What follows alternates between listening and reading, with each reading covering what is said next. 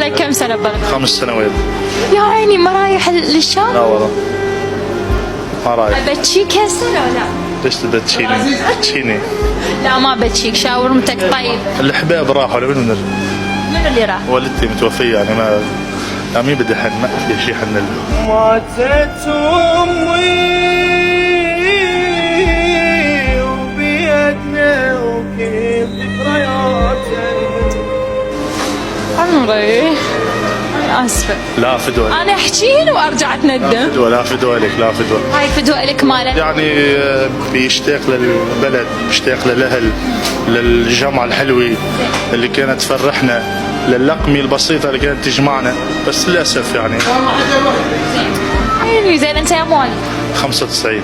وأنت 94. 94. بس لو سمحت هي المقابلة راح تنبث أكيد على شاشة التلفزيون. خليني أوجه تحية تعال شوي تعال تشكتني زرعت. حابب مشتاق لأهلي، خليني أوجه تحية لأهلي. اوكي انا احب سوالف الغربه، هسه اقعد ابكي وياكم. لا شكرا لكم على هي اللفتة الجميلة وحياكم الله على راسي. محل محلكم أكيد.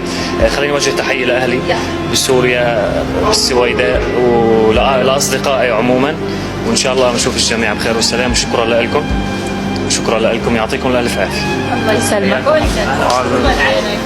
أنا بوجه لسوريا إن شاء الله يرجع كل مغترب لأهله بخير وسلامة، ويرجعوا مجبورين الخاطر، تنعاد اللمة الحلوة اللي كانت أبسط الأشياء تفرحنا. ووجه كمان شكر للعراق اللي صار لي 5 سنوات، يعني ما في فرق بين سوريا والعراق، يعني البلد واحد والأهل. شو بدي أوجه شو بدي أحكي. الله يردكم ان شاء الله مرفوعين الراس. الأمن والأمان على سوريا والعراق قريبا إن شاء الله، إن شاء الله.